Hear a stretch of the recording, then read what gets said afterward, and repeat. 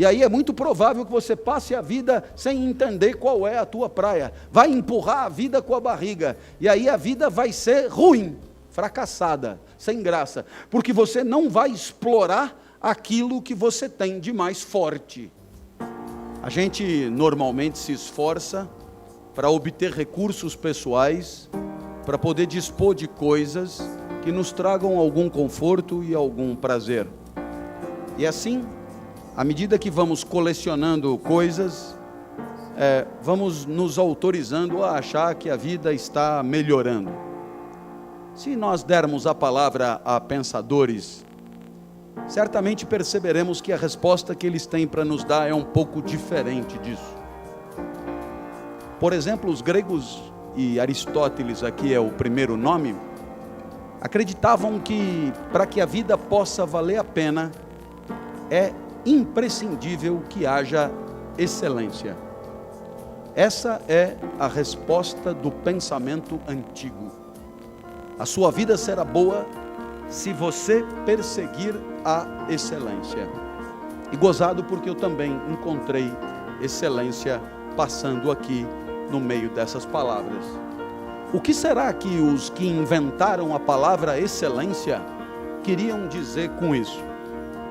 Se a gente der a voz a Aristóteles, ele vai explicar que uma planta, a muda de uma planta bebê, você espeta no solo e dia a dia essa planta vai encorpando e dia a dia essa planta vai ganhando uma certa constituição, e aí ela atinge o seu apogeu anos depois, e a pequena goiabeira virou uma grande goiabeira, a pequena mangueira virou uma grande mangueira, e nesse caso a vida deu certo porque a natureza alcançou o seu apogeu. Aquela pequena planta já tinha as potencialidades de uma grande planta, e a vida que viveu permitiu que ela alcançasse chegar o mais longe possível que ela poderia chegar. Nesse caso, a vida deu certo, porque a natureza cumpriu com o seu projeto, alcançou o que pretendia alcançar. Você percebeu que o critério da vida boa para o pensamento clássico é quando a natureza de quem vive alcança o seu apogeu. Bem, se isso vale para a planta, isso vale também para nós. Cada um de nós é dotado de uma natureza. Essa natureza do nosso corpo, ela se manifesta, ela se revela através de aptidões, através de talentos, através de dons naturais. E aí você encontrará, se você trabalha com educação infantil, aquela pequena criança que tem natureza de desenhista, natureza de jogador de futebol, natureza de corredor, natureza de nadador, de cantor e assim por diante. É impressionante trabalhar com educação infantil. Você pega duas crianças educadas na mesma família, com a mesma capacidade de nutrição, com a mesma formação, com a mesma escolaridade, e uma criança pega uma folha de papel e faz um desenho espetacular, a outra não consegue segurar no lápis, e fica evidente que essa aptidão decorre de naturezas diferentes. Assim, a excelência, que é a condição da vida boa, é a busca do mais longe de você mesmo. Portanto, é a busca da perfeição de si mesmo, é a busca do pleno desabrochar da própria natureza. A excelência é isso, é você entender qual é a sua praia e ir o mais longe possível. Da mesma maneira que uma goiabeira pequena não deve pretender virar uma mangueira, porque não vai acontecer, a sua excelência é virar uma grande goiabeira, assim também o pequeno desenhista deverá buscar a sua excelência no desenho, o pequeno cantor no canto, e até mesmo aquele menino que nos últimos 5 minutos todo mundo procura antes da prova para explicar a matéria, deve buscar sua excelência como professor.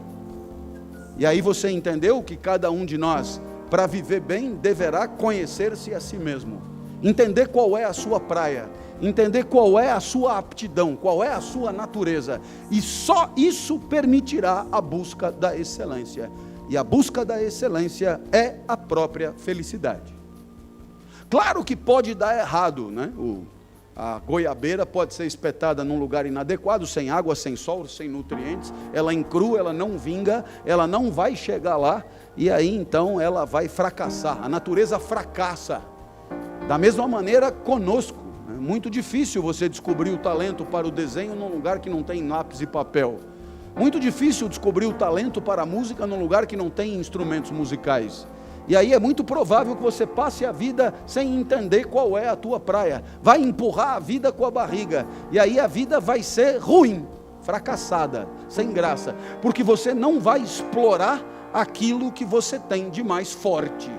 A sua maior força. É gozado como eu também encontrei aí no meio dessas palavras, a palavra força. Aquilo que a natureza, que cada um de nós tem, apresenta de mais vigoroso, de mais saltitante, de mais contundente. Se não explorarmos as nossas forças, não conseguiremos alcançar a excelência e a felicidade estará comprometida.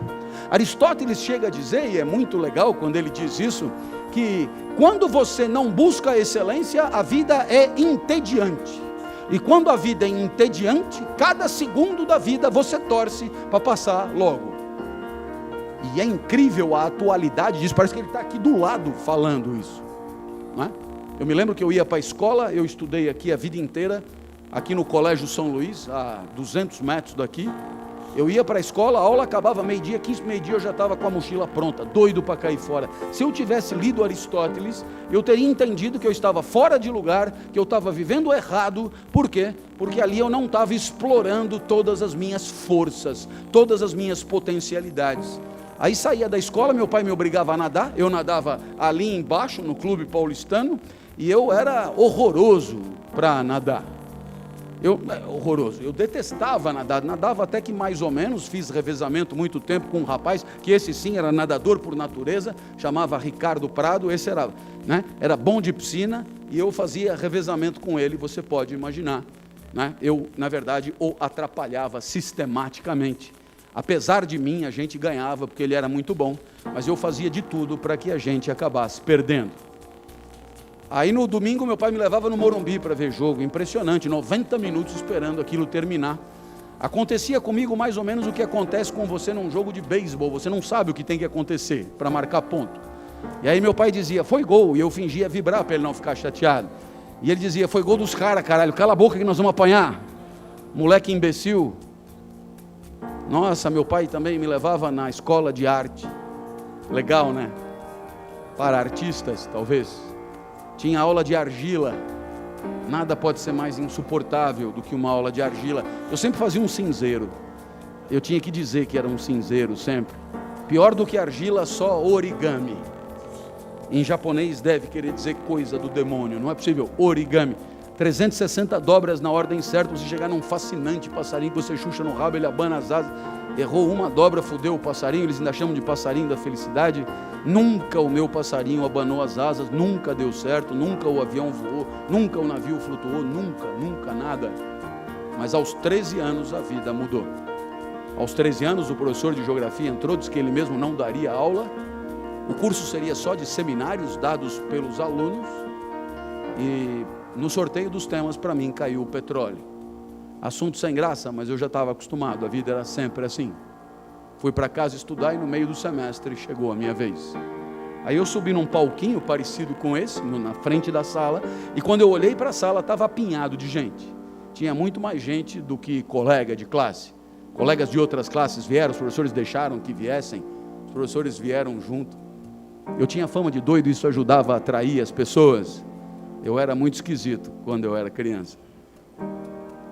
Eu sei o que você pensou, mas eu era muito mais esquisito quando eu era criança. Então, pela primeira vez, quando eu vi aquela sala lotada de gente, eu gostei de estar onde eu estava. Pela primeira vez, a vida fazia sentido. Pela primeira vez, eu parecia encaixado no universo. Pela primeira vez, eu estava adequado. Pela primeira vez, eu não queria cair fora. Pela primeira vez, eu queria que aquele momento demorasse o máximo de tempo possível. E para o pensamento clássico, tudo isso é sinônimo de felicidade. E para ter certeza que aquele momento ia demorar o máximo de tempo possível, eu não começava. E olhava para todos em silêncio, os colegas se cutucavam. Esse cara é mais doido do que eu imaginava. O professor me ameaçou, comece, eu vou lhe dar 0. Eu tive que começar. Cheio de entusiasmo, falei tudo que eu tinha lido sobre o petróleo, mas eu falei rápido demais. Quando eu acabei, ainda faltavam 50 minutos. E um colega disse: professor, deixa ele continuar falando, é tão legal o jeito que ele fala. E o professor disse: ele que fale, a aula é dele. Nossa, que dilema. E eu não queria sair dali, mas eu não tinha mais porra nenhuma para falar. Então eu decidi inventar sobre o petróleo. Aí eu comecei dizendo: olha, o que eu falei até aqui está no livro, é só você ler, é fácil. A partir de agora eu peço que anotem, porque o que eu disser não está escrito em lugar nenhum. Olhei para trás e vi que o professor arriou os óculos, intrigadíssimo. Eu tive medo, mas eu não arreguei, não. Ali não tinha mais volta. Então eu falei: não adianta nada ter petróleo no seu território se o petróleo não presta. Tem petróleo que não tem qualidade, tem petróleo que não energiza nada, tem petróleo que é uma porcaria, tem petróleo que é ruim. E aí, da onde eu tirei isso, não me pergunte. Mas, dando palestra na Petrobras, eles me garantiram que a intuição era perfeita. Tem petróleo que não presta mesmo, eu já sabia desde os 13 anos. Então eu continuei. Todo mundo sabe que o melhor petróleo do mundo é o petróleo da Romênia. Começaram a anotar. Eu achei fascinante e eu esclareci: do norte da Romênia, claro, região da Sildávia. A Sildávia não existe.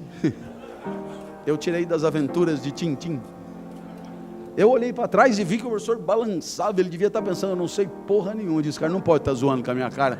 Nunca ouvi falar de Sildávia. Eu vi a fragilidade estampada no rosto. Falei: agora eu tenho que quebrar esse cara no meio. Eu perguntei: o senhor sabia disso? Ele olhou apavorado e disse: não sabia. Eu falei: então anota para aprender alguma coisa. Nossa, na hora que ele pegou lápis e papel para anotar as coisas que eu ia inventar, eu falei: esse lugar é do caralho, velho. A hora que você disser para você mesmo: esse lugar é do caralho, não saia daí, diz Aristóteles. Talvez esse lugar seja o lugar certo para a sua natureza desabrochar. A busca da excelência precisa disso. Minha aula melhorou demais, não precisava lembrar de nada do que me vinha na cabeça, eu falava. Falei de petróleo na Ilha do Bananal, em Fernando de Noronha, em Madagascar. Todo mundo anotando. Um colega disse: dá para repetir? Eu falei para você anotar, cara. Eu não lembrava de mais porra nenhuma que eu tinha dito. Sei que a aula terminou, vieram os aplausos frenéticos. Um outro colega ainda falou: professor, deixa ele continuar falando, deixa ele dar todos os seminários. O professor falou: mas ele só estudou sobre o petróleo. Eu falei: quem falou? Nossa, eu saí dali eufórico e com a certeza de que naquele dia, naquele momento, naquele lugar, eu tinha descoberto o meu lugar. O lugar onde a excelência era possível. Um lugar onde eu exploraria o que eu tinha de melhor. Um lugar onde a minha natureza tinha a chance de desabrochar. E assim, a sala de aula, desde aquele dia, tornou-se o único lugar onde a vida vale um pouco a pena viver. A isso os gregos denominavam excelência. O pleno desabrochar de si mesmo. É claro que para Neymar é na meia esquerda. Para César Cielo é 50 livre. Para Mir Klink é sozinho no meio do oceano. Haverá o maestro Martins que será compondo.